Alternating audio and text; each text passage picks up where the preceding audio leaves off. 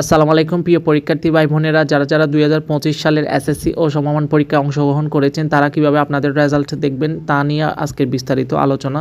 সম্পূর্ণ ভিডিওটি দেখতে থাকুন। মাধ্যমিক ও উচ্চ মাধ্যমিক শিক্ষা বোর্ড রাজশাহী, ঢাকা, কুমিল্লা, যশোর, চট্টগ্রাম, বরিশাল, সিলেট, দিনাজপুর, ময়মনসিংহ, বাংলাদেশ মাদ্রাসা শিক্ষা বোর্ড ও বাংলাদেশ কারিগরি শিক্ষা বোর্ডের এসএসসি ও সমমান পরীক্ষার 2025-এর ফলাফল আগামী 10 জুলাই 2025 তারিখ বিকাল 2টায় প্রকাশিত করা হবে।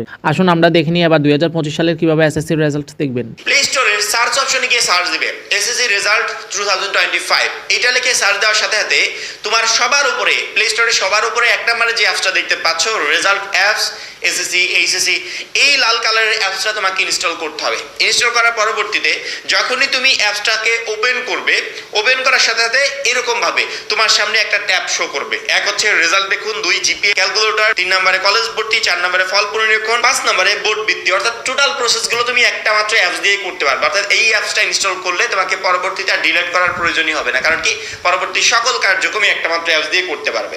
এখন তোমার কাজ কি রেজাল্ট দেখা, সেই জন্য তোমাকে রেজাল্ট দেখুন অপশনের উপর চাপ দিতে হবে। এখানে 3টা অপশন আছে। এক হচ্ছে প্রধান সার্ভার, অর্থাৎ বোর্ডের যে সার্ভারটা সেখানে গিয়ে রেজাল্টটা দেখতে পারবো।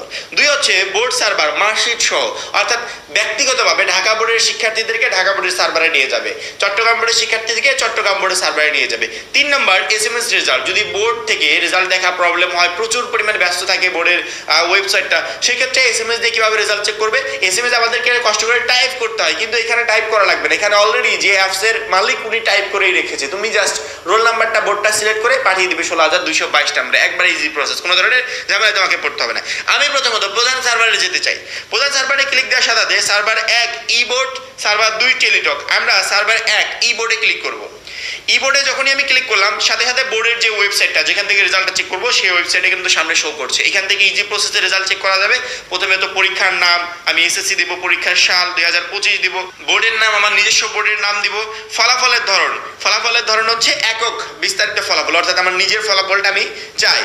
সবকিছু দেওয়ার পর রোল নাম্বার এভরিথিং দেওয়ার পর সাবমিট করে দিলেই আমার রেজাল্টটা চলে আসবে একবারে ইজি প্রসেসে। এবং আমি যদি আরেকটু ব্যাকে এসে তোমাদেরকে বোর্ড সার্ভার মার্কশিট সহ অপশনটা দেখাই, এটার উপর ক্লিক করলে প্রত্যেকটা বোর্ডের নাম এখানে মাদ্রাসা টেকনিক্যাল সকল বোর্ড আছে, অর্থাৎ নিজস্ব বোর্ডের ওয়েবসাইটে ঢুকে এখান থেকে রেজাল্টটা চেক করতে পারবে।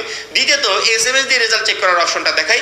এসএমএস এ সবকিছু লেখা আছে, শুধুমাত্র বোর্ডের নামের এখানে বোর্ডটা সিলেক্ট করবে, তারপরে 2025 এইভাবেই থাকবে, রোল নাম্বারের এখানে রোল নাম্বারটা দিবে, লাস্টে 16,222 নম্বরে পাঠিয়ে দিবে। পরীক্ষার ফলাফল প্রকাশিত হওয়ার সাথে সাথে তোমার ফোনে এসএমএস চলে আসবে। সকল পরীক্ষার্থী ভাই বোনের জন্য শুভকামনা রইল।